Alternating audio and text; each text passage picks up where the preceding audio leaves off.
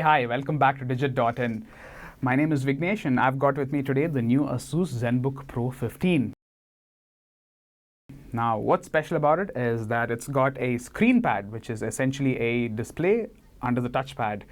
It's also got a Core i9 CPU, the latest generation, 16 gigabytes of RAM, and a 1 terabyte SSD. Graphics are handled by an NVIDIA GTX 1050 Ti processor. Let's see how it did in our review today.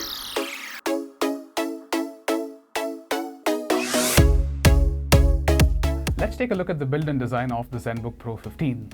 According to ASUS, the laptop has an all-metal unibody construction. The brushed dark blue surface of the laptop looks solid and the laptop feels sturdy to hold. The lid of the laptop is thick and pushing it towards you to close it doesn't cause any rippling effect on the display. The lid's hinges feel extremely solid to open but don't go beyond 130 degrees. At nearly 2 kilograms, the ZenBook Pro 15 is quite heavy to carry around. There are times when the brushed metal surface of the laptop feels slippery in the hand, but it's nothing one can't get used to. All in all, the ASUS ZenBook has a solid build and a neat finish that should stand the test of time. Just don't bring a blade or penknife close to the surface of the lid though, because it can get scratched easily. The ZenBook Pro 15 I have here has a 15.6-inch display with a 4K resolution. It covers 100% of the Adobe RGB color gamut and claims to have a color accuracy of delta E less than 2. The brightness of the display ranges well, and at max brightness, the light is sufficient for most indoor spots. Working in a balcony on a sunny afternoon shouldn't pose a problem, but sitting inside a conference room with very bright lights just above the laptop might, because the display you see has a highly reflective finish on it. Colors look vivid on the ZenBook Pro 15's display. Touch response and palm rejection too work extremely well. Audio output from the ZenBook Pro 15's two down-firing speakers is surprisingly good, given the size and position of the drivers. They deliver low, mid-range and high frequencies with ease. Low frequencies I thought were particularly well handled. They're felt on the laptop's body as pleasant vibrations. High frequencies are well handled too, but need a little more loudness. Stereo separation is distinctly noticeable when the laptop is placed on the lap. With these speakers, you can skip buying a portable Bluetooth speaker altogether because really, they're that good. The ZenBook Pro 15 comes with all the right modern ports. On the left side, it's got the power port, an HDMI port, and two Thunderbolt 3 ports. On the right side, it's got two full-size USB ports, a microSD card slot, and a 3.5mm audio jack for headsets. If anything, I would have liked to see another full-size USB port on the left side because right now there are just two and they're both on the right-hand side. And they're placed a bit too close to each other. Also, I would have liked to see a Kensington lock port on a laptop that's this expensive. I mean, come on.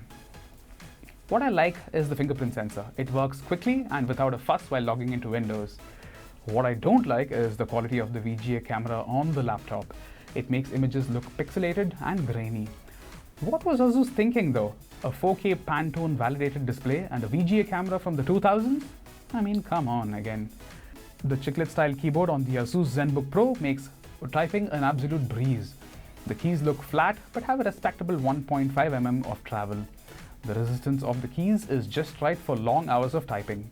Home, page up, page down, and end functions get dedicated keys on the right-hand side of the keyboard. Below them is an extra function key for added convenience. The screen pad is this ZenBook's biggest party trick, and boy is it a big one. As a concept alone, I think it's fantastic. It's essentially a second monitor when it's used in the extension display mode. You can drag windows into it as usual. While doing all of this, the screen pad behaves just like any other touchpad. In fact, it's a precision touchpad, so Windows settings controlled gestures and taps work perfectly well too. When the mouse pointer is moved into the screen pad area, the pointer becomes larger so you can spot it more easily. In the screen pad mode, the home screen is a regular touchpad with a wallpaper. It also has pre-installed apps like an app launcher, player controls for YouTube on Chrome, and shortcut commands for Word, Excel, and PowerPoint. There's also a music player, a calculator, and a calendar. Oh, and there's also a virtual number pad for when you might need it. While I'm convinced that the screen pad is a neat innovation, I'm not entirely sure I benefited much from it, at least during the short duration for which I used it. It was useful when the player controls popped up automatically while starting a YouTube video, but I barely felt the need to use its calendar or calculator. The best use I had for it was playing YouTube videos in full screen. All things considered, I thought the implementation of a display over a precision touchpad was done brilliantly. Let's look at the performance of the Asus ZenBook Pro 15. This model here comes with an 8th generation Intel Core i9 processor. It's supported by an ample 16GB of RAM and a 1TB SSD. Handling the graphics department is an NVIDIA GeForce GTX 1050 Ti with 4GB of video memory. On benchmark tests, the ZenBook Pro 15 scored splendidly. In real-world usage, it was just as good.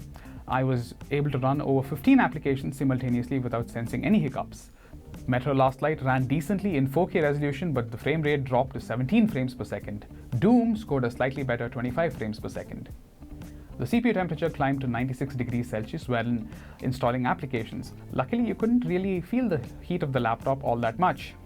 The Asus ZenBook Pro's battery scored 142 minutes on our benchmark test. In real-world usage, the battery dropped from full charge to 15% in exactly 3 hours on more than at least 2 occasions. During this time, I ran 11 applications and had one YouTube window playing video constantly on the screen pad. A low battery life of 3 hours on a machine like this is not surprising, considering the fact that it was designed for performance and the fact that it has 2 displays instead of the usual 1. Oh, well, I guess you can't have it all. Okay then, I think the new Asus ZenBook Pro 15 is an excellent machine for some photo editing, video editing, music and movie playback, and some gaming as well. I hope you liked this video, and if you did, hit the like button below. Hit the subscribe button below nonetheless. Thanks so much for watching again. Bye.